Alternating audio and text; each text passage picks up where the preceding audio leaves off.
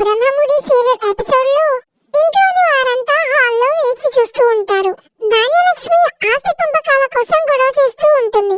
ఆ టైంలో దుగ్గిరాల సీతారామయ్య గారు తన వైఫ్ చిట్టితో కలిసి ఎంతో కోపంతో అక్కడికి వస్తారు.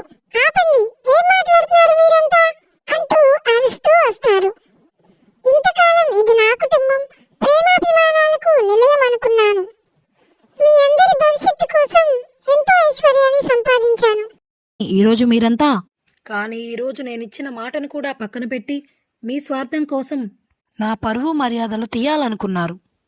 నేను పోయే వరకు మీరంతా తోడుగా ఉంటారనుకుంటే మీరేమో వాటాలు పంచుకొని పోవాలనుకుంటున్నారు అంటూ దుగ్గిరాల సీతారామయ్య గారు బాధపడుతూ ఉంటారు. మీకు నా మాటే అక్కర్లేనప్పుడు నేను సంపాదించిన ఆస్తి మీకెలా ఇస్తాను అంటూ ధాన్యలక్ష్మి మీద కోపడుతూ ఉంటారు. నా పరువు మర్యాదలు మీకు అక్కర్లేనప్పుడు మీరు నాకు అక్కర్లేదు అని చెప్తారు. రాజ్, నాకు ఇంకా ఎవరితోనూ పని లేదు. బ్యాంకు వాళ్ళకు మనం ఎంత అప్పుందో అది మొత్తం మన ఆస్తులు అమ్మేసి కట్టేయి త్వరగా.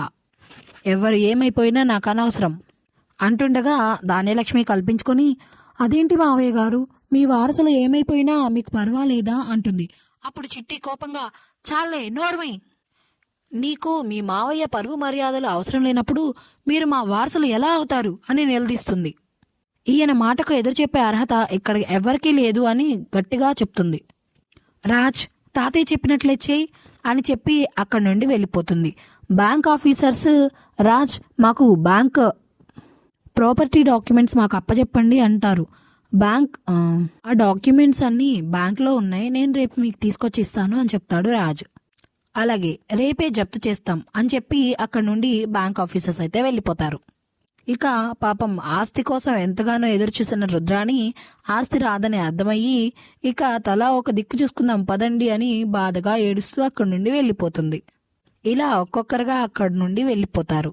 ఇక రుద్రాణి రాహుల్ కలిసి ఒక చోట కూర్చొని రుద్రాణి ముసుగేసుకొని కూర్చొని అనుకున్నదొక్కటి అయినది ఒక్కటి అని బ్యాక్గ్రౌండ్ మ్యూజిక్ వస్తుంటే అక్కడ కూర్చొని ఏడుస్తూ ఉంటారు.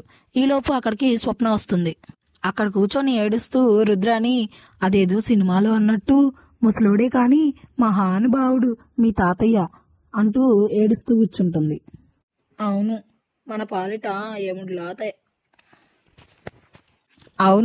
పాలిట యముడిలా తయారయ్యాడు అంటాడు రాహుల్. అయినా అటునుంచి అటు పోతాడనుకుంటే మళ్ళీ వచ్చి చచ్చాడు అంటుంది రుద్రాణి. అయినా పోయేవాడు పోకుండా వచ్చింది కాక ఆస్తులన్నీ బ్యాంకుకి ఇచ్చేయడం ఏంటి, నేను కన్న కళ్ళన్నీ ఇట్లా పేకమేళ్ళ కూలిపోవడం ఏంటి,